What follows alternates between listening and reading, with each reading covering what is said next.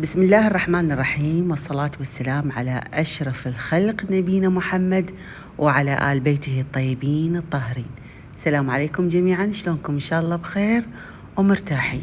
اي والله يا حبايب، اهم شي مرتاحين، واليوم اول يوم امتحان السوادس، والكل ابنائنا الطلبة ربي ان شاء الله يلهمهم الاجابة الصحيحة ويوفقهم ويسدد خطاهم عند الإجابة، آمين يا رب العالمين. تدرون يومية يعني بداية الصبح ينقطع النت بعد امتحانات، اليوم انقطع النت الصبح، وأول ما أجى النت وبدت الإشعارات تجيلي على الموبايل الصراحة ما أعرف، توترت ودقات قلبي ظلت تتسارع، عبالك أنا قاعدة بقاعة الامتحان وورقة الأسئلة قدامي، وإن شاء الله ندعي لهم الكل بناتنا وأبنائنا الطلبة النجاح بالمعدل العالي.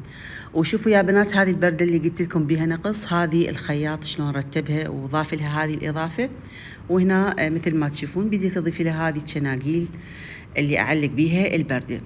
وطبعا سألتوني على النشرة شلون مدخلتها بالبنل أو معلقتها. بنات ضفت لها مثل هذه الشناقيل ودخلتها بالبنل. البنل بيه 3 لاينات أو 3 مسارات، فبالمسار الوسطي دخلت النشرة الضوئية. وهواي بنات بالفيديو السابق قالوا ام فاطمة ايش دعوة، هذه وجوه المخاد غالية عندكم، عندنا ب5 واللي تقول عندنا ب2000. بنات حتى احنا عندنا كل شيء اكو ب5 واكو ب7 واكو ب2000 دينار، واكو نوعيات رخيصة لكن رديئة، القماش بسرعة يتملخ، الزنجيل بسرعة يطق ويخرب، فكل شيء اكو يا بنات. لكن هذا يا بنات غسل ولبس، وكل ما تغسلينه تزيد لمعته وتزيد نشعته. شوفوا مثل هذه النوعية، هذه أول ما قعدنا ببيتنا هنا أخذتها، هذا اللي باللون الشظري، وما شاء الله كل ما أغسله تزيد نشعته. فكل شيء أكو يا بنات، أكو الغالي وأكو الرخيص، أكو ب2000 وب5000 وب7000 وب10000، فمستحيل تقنعيني إنه أبو 2000 دينار مثل أبو 10 أو أبو 7. وأخذ الزين لو كان غالي، حاجة إحنا نريدها تكدنا وتدوم ويانا، مو غسلة غسلتين وأذبنها، شو الفايدة؟ وهذه هنا البردة يا حبايب بلونها الهادئ اللي تقريبا اوف وايت لونها، لكن الاضاءة مغمقة اللون مالتها، فهو ضاف لها ورتبها بحيث ما تبين. شوفوا يعني ضاعت ويا الكسرات، الاضافة من الاعلى ضايف لها. وفتحتها من النص البردة، لان كنت انا عاجبني انه تكون جانبية، لكن جانبية ما ترهام، لان الشباك عريض لازم شباك رفيع إلا تترتب عليه البردة الجانبية. جانبية يعني تنسحب فقط على جانب واحد البردة، لكن ما صارت. ومثل ما تشوفون بهالطريقة فتحناها من النص ورتبناها بهذه الوضعية. لونها كلش حلو ولون حيادي، بحيث إذا كان التخم مالتش لونه أزرق، لونه سمائي، لونه بيجي أو وايت، ترهم وياه هذه البردة. فهذا اللون السابق أيضا حلو. لعد ليش بدلتين فاطمة؟ لأن بيتي بنات يحتاج بردات. هذه البردة راح أحولها السابقة لغرفتي، وراح أبقي هذه البردة. شوفوا فرق اللون بيناتهن، وأكيد أداور بيناتهن، يعني من أغسل هذه اللي معلقة أحطن الذهبية والعكس صحيح. فهذه الألوان يا بنات ترهم بأي مكان، تخلينها بالصالة بالغرفة، حتى لو كانت غرفتش مثل الفرشة مالتك مشجرة سادة، فترهم البردة. مرات تتقيدين لون البردة شكل ولون الفرشة شكل، لكن هذا يرهم وياه أي شيء. فالبيت يحتاج يا بنات، فلذلك أنا أفصل، أنا ما جاي أفصل وأشمر بالشارع لا، أكيد للبيت. هنا طبعا جاي أقول لكم نظفت ورتبت وحتى ندخل للمطبخ، فالبيت يحتاج يا بنات. وشوفت عينكم إحنا قعدنا بالبيت فارغ، يعني بدينا شوية شوية باللي نقدر عليه، يعني مو الشغلات الثقيلة حاليا بعدنا على الشغلات الثقيلة، لكن الستائر أو البردات احنا نسميها هذه ضرورية، خاصة فترة الظهر واحد ينزل البردة، نظلم البيت. فترة الظهيرة ما أخليها مرفوعة، أنزلها حتى يظلم البيت والمطبخ، فواحد يحتاج. وحتى من الموكيتات من ناخذهن لون مثل بأسود وذهبي، هذا يرهم على كل البردات اللي جاي أفصلها. مثل أجدد بردة الطابق الأعلى مالت الصالة، بدل ما هي سودة أصعد بمكانها الذهبية، وهكذا. فأداور بالحاجة يا حبايب، السلعة اللي آخذها مو يوم يومين وأشمرها، لا، فأفرها بأكثر من مكان. وحلو أكو بديل، يعني بديل للستارة، بديل للموكيت. التجديد والتغيير مطلوب يا بنات، وخاصة إنه إحنا ربات بيوت، يعني طلعاتنا جدا بسيطة وقليلة، وحتى لو طلعتي ساعة ساعتين أو نص نهار وراجعة لبيتك، فأكثر أوقاتنا بالبيوت.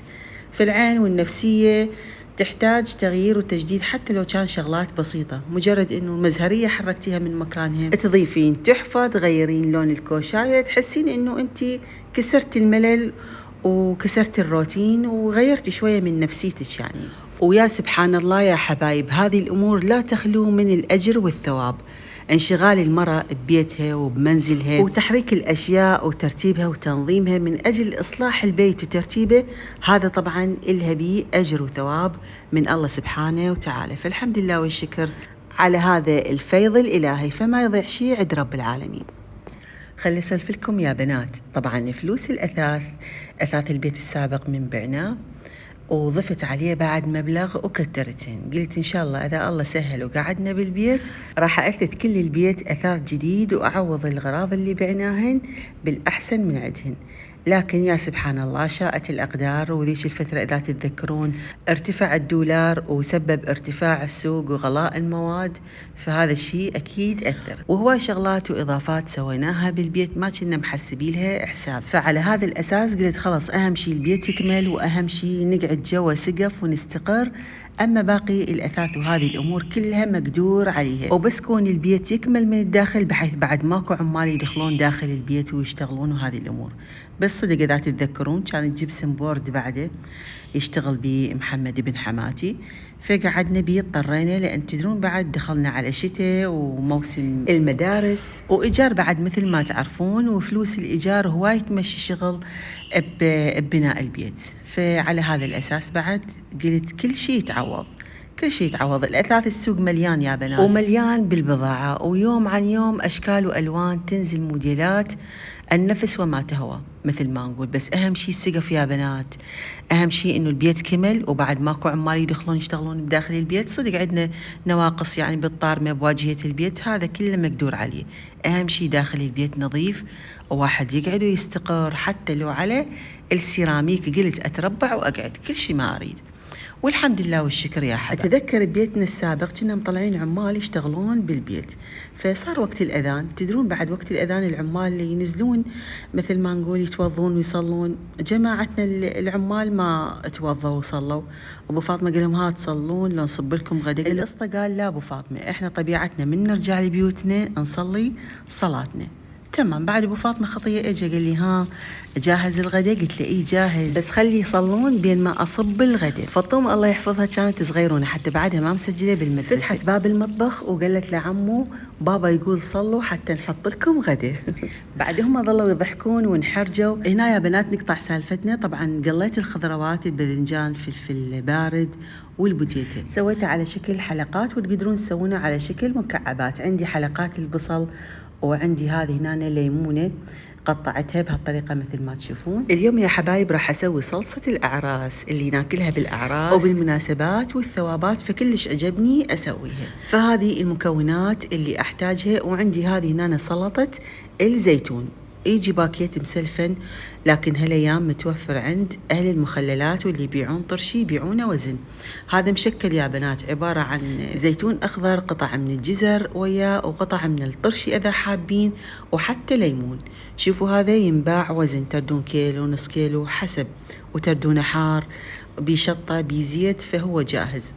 واحتاج لبلبي، عندي معلب راح استخدمه، وشوية كاتشب على شوية عصير برتقال وشوية دبس الرمان. طريقة كلش سهلة وبسيطة، لا تغركم هاي هوسة المواد. أنا ليش ما أحب أصور مواد الأكل رأسة آخذكم للجدر وأبدي أضيف حاجة ورا حاجة، لأن التصوير بهيك طريقة تحسون إنه الأكلة متعبة بها هواي تفاصيل وهواي مواد، خاصة البنوتات اللي بعمر صغير حابين يتعلمون ويشوفون هيك أكلة بها هواي تفاصيل، يتراوالهم صعبة وموادها هوسة ومتعبة. فلا يا حبايب، كل سهلة وبسيطة، وهي عبارة ترى عن حبة باذنجان قليتها، وحبتين صغار من البوتيتا، وحباية فلفل. هنا بديت أقلي حلقات البصل، شفت الزيت اللي ضفته قليل فحبيت أضيف من زيت سلطة الزيتون، وأترك حلقات البصل تتقلى وتذبل. ففطومة بما أنه هي متعودة، شوف العمال دائما يصلون وقت الصلاة، فراحت رأسة هي تبرعت من كيفها، قالت لهم بابا يقول صلوا حتى نحط لكم غدا. فهم خطية هنا حرجوا، وابو فاطمة انحرج، قالوا له احنا نصلي بالبيت وهسه هاي بنته جاية تقول بابا يقول. فبعد ابو فاطمة رأسة لزمها من ايدها ودخلها وسد الباب، قال لها تعالي انتي يا، وقال ليش ترحين تحشين هيك قدام العمال مو عيب؟ وقلت له لا همزين قلت لهم بابا يقول، همزين ما قلت لهم ماما تقول، يا فشلة الفشلة. قلت له اي صدق لعد هم ليش ما صلوا؟ قال لا هم طبيعتهم يصلون بالبيت، بعد كيفهم حريتهم الشخصية. ضفت يا بنات 3 خواشيق معجون وانحمس تمام. ضفت هذا المقدار من الكجب، ما يعادل نص استكان من الكجب، وأتركه مثل ما تشوفون يعني هيك حمسة بسيطة. وراح أضيفا ما يعادل نص استكان من دبس الرمان في هذا المقدار اللي تشوفونه قدامكم. ما راح أسوي جدر كبير، لا راح أسوي مقدار يعني قليل، لأن هي هذه الصلصة تعتبر طبق جانبي ويا مطبق الدجاج أو مطبق لحم. اي فهذا هنا يا بنات ضفت اللبلبي من بعد ما غسلته وصفيته من الماء، ونزلت سلطة الزيتون، ونزلت قطع الليمون اللي أنا شايلة من عندها النوى، البذور مالت الليمون شلته. وهنا بديت أنزل الخضروات اللي قليتها وياك. وطريقتها يا حبايب كلش سهلة وبسيطة وكلش طيبة، يعني بالضبط مثل صلصة المناسبات والأعراس. وأضيف مقدار من الماي اللي يغطي الخضروات، لأن هي باعتبار مستوية مقلاية، فقط أريد أنها شوية تطبخ وتذبل مثل ما تشوفون الماي اللي يغطي المواد. وراح أضيف يا بنات رشة ملح، وأكيد إضافة الملح حسب الرغبة. وراح أضيف يا حبايب ما يعادل نص استكانة من شربة البرتقال، شربة سومر. طبعا هذه الطريقة شفتها عند حنان أختي ضافت شربة برتقال، فحبيت أطبقها، وفعلا إضافة الشربة ينطي طعم كلش طيب للأكلة. يعني شلون ناكلها بالمناسبات تحسون بيها طعم شوية حامض حلو، فدلمسة هيك خفيفة، فكلش حلو. ولا تخافون ما راح يخرب الأكلة، وتنطي إضافة كلش حلوة. فأنا هم استغربت بالبداية من شفتها ضافت شربة برتقال، لكن فعلا تنطيكم وتحسون هذا الطعم الحامض حلو، الشيء الغريب، النكهة الغريبة اللي ما تعرفونها شنية بالصلصة، فهو هذا. وراح أقلل النار جواتها وأخليها تستوي وتخثر على راحتها. وأكيد تسوى بعدة طرق، والبعض يضيفون ثوم وبعض الإضافات واللمسات، لكن بهذه الطريقة جربوها وراح تعجبكم. وراح أسوي وياها يا حبايب كباب الدجاج. عندي هذه هنا صدور دجاج مقطعته وغاسلته وكل شيء تمام. هنا راح استخدم كيلو من صدور الدجاج، وممكن تسوونه بدجاجة كاملة يعني الصدور مع الفخاذ. وتدرون صدر الدجاج يكون ناشف، فراح أطريه بإضافة ربع كيلو من الشحم أو أقل من ربع كيلو شحم أو ليه المتوفر عندكم. أنا هنا شحم وليه مثل ما تشوفون. بابريكا مدخنة تنطي طعم التدخين للأكلة، وعندي برش قشر الليمون، فلفل أسود وثوم مهروس.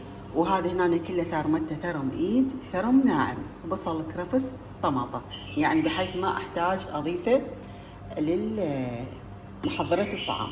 هسه راح اثرم وياكم الدجاج والشحم، واضيف وياه الثوم والفلفل الاسود والبهارات. ويا بنات حبيت اسوي كباب الدجاج ويا الصلصة اللي سويتها وياكم، وحبيت اليوم أكسر الروتين وأطلع من الأكلات التقليدية. تدرون الدجاج إحنا يا أما نسوي مطبق يا أما نسوي شوي أو مرق. عندنا فاطمة ما تاكل الدجاج بهيجي أكلات، فمن أسوي كباب أو أسوي كنتاكي بالريزو أيضا تاكله، تحبه بهيجي أكلات تاكله وتقول طعمه ما يشبه الدجاج. يا حبايب راح أضيف التوابل أو البهارات. هذا عندي فلفل أسود والثوم راح أضيفه، وقشر الليمون والبابريكا المدخنة. طبعا هاي البابريكا تنطي طعم الشواء للأكل.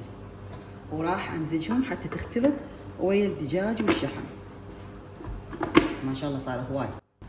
فتحب بهيك أكلات تقول أحس طعمه مغاير، يعني طعمه يختلف عن طعم الدجاج من الطبخينه بالطريقة التقليدية. وهنا يا حبايب إضافة الملح أكيد حسب الرغبة. أنا ضفت خاشوقة ونص، خاشوقة الشاي الصغيرة.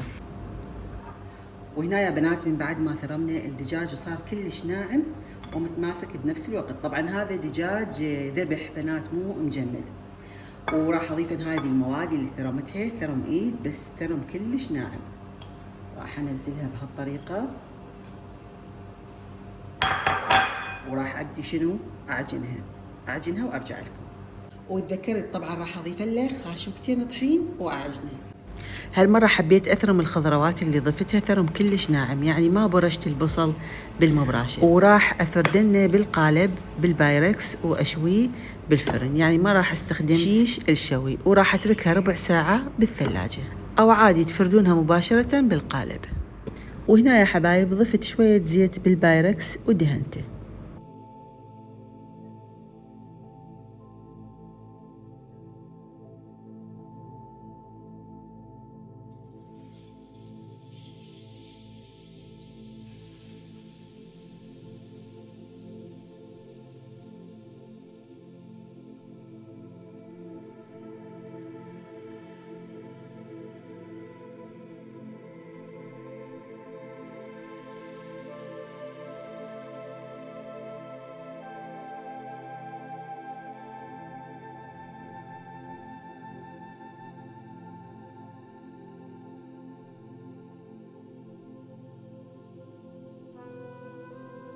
فرشته وسويته بالقالب، ومثل ما تشوفون بديت أحدده بالسكينة، وراح أشغل عليه الفرن من الأسفل ومن الأعلى. وإذا الفرن مالتش فقط من الأسفل عادي شغله عليه من الأسفل، شوفينه أخذ لون وتحمر.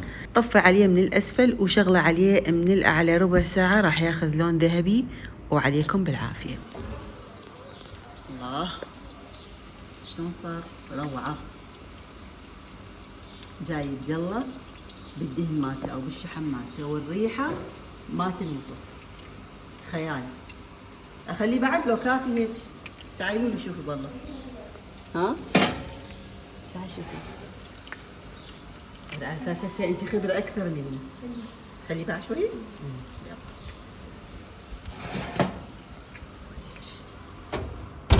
هذه هنا التمن لازم بعد ينبزل. استوى صار تمام. وهذه عندنا هنا مطفين عليها. اشخل التمن واهدره. هذه هنا يا بنات مرحله التهدير. اذا حابين تفرقعوا له زيت فرقعوا، انا ما اضيف زيت على مود شنو الاكل يصير صحي ويتوازن بين الدهون اللي بهاي الاكله او بهاي الصلصه او المرقه والتمن. اهدره طبعا وانطيه رشه تهدير التمن. هذه هنا تهدير التمن على الوجه حتى يصير طعم التمن طيب. عبالك طعم، عبالك مطبوخ بسوق الدجاج او اللحم. وهذا هنا كمية الهيل، هذه توني طاحنتها فريش. وما احركها، اخليها تتهدر وبخار التمن يطلع على البهارات اللي ضفناها ويصير تمام. ونغطيها ونخليه يتهدر وبس. وننتقل لغير مرحلة. هذا هنا طفينا عليه. الله ريحته تجنن. يلا بعد ما عندنا شيء، تعالوا التمن يتهدر ونصب الغداء. وهنا لؤلؤتي جاي يسوي لنا لبن. طبعا لو ما انا قايلت لكم هاي آلاء اكيد ما راح تدرون. فهواي بنات يسألوني بالتعليقات: ام فاطمه ما شوف بناتك يساعدونك؟ ام فاطمه ايش دعوه؟ او ايش عجب بس انت تشتغلين وتنظفين بالبيت؟ اكيد بناتي يساعدوني، وبناتي داير ما داير. الحمد لله فاطمه عطلت، آلاء عطلت، البنات عطلوا، فاكيد يساعدوني وقايمات بواجبهن ودورهن بالبيت.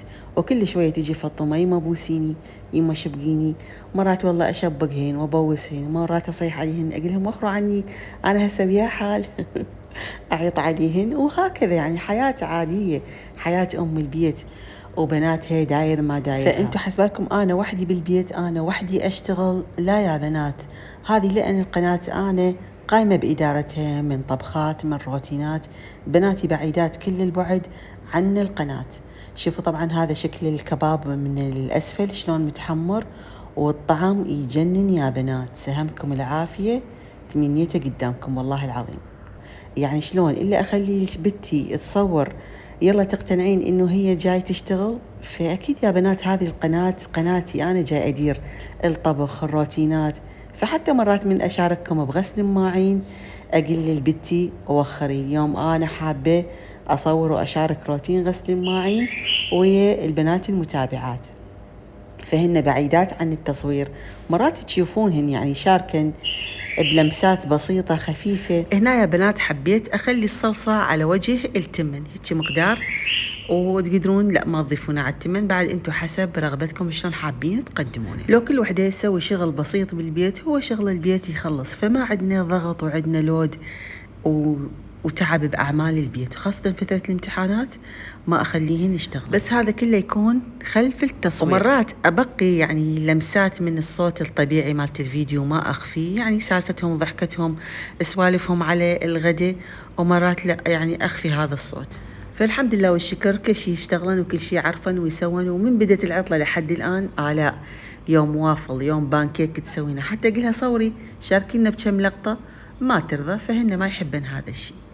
وهذه سفرتنا لليوم خير وبركة، تمنيناكم ويانا وسهمكم مليون عافية. خضرة وطرشي ومقبلات وصحن الزلاطة حبيت أسويه بهذا الترتيب، يعني ألوان حلوة وزاهية ومريحة للعين وتفتح النفس على الأكل. والأكل يا حبايب والصلصة طعمها يجنن، أعجز وأقول يجنن. العائلة حبوه، خاصة فطومة تحب هاي الشغلات، صلصة الأعراس والكباب، كباب الدجاج كلش طري وطيب. والحمد لله فطومة أكلت من عنده قالت إيه ما شوفي هذا شلون طعمه طيب، طعمه ما يشبه طعم الدجاج العادي. فقلت لهم يلا عليكم بالعافية، إن شاء الله يا حبايب تجربونها هاي الأكلات وتعجبكم. والحمد لله والشكر الغدا خير وبركة، وكل الأشياء اللي تزيد يا بنات ما نذب ولا حبة تمن، حتى لو التمن المتبقي بيه مرق عادي أجمعه بجدر. في فترة العصر مرات واحد يقعد جوعان، حطن البنات الأكل المتبقي حمونه وياكلن عليهن بالعافية. وهنا أكيد لمسة البنات نظفن ومسحن وكفكفن المطبخ. وخلص يومنا وياكم لهذا اليوم، إن شاء الله حبيتوا الفيديو واستمتعتوا برفقتنا. ألتقيكم في فيديوهات جديدة إن شاء الله. دمتم بأمان الله وحفظه، مع ألف ألف سلامة.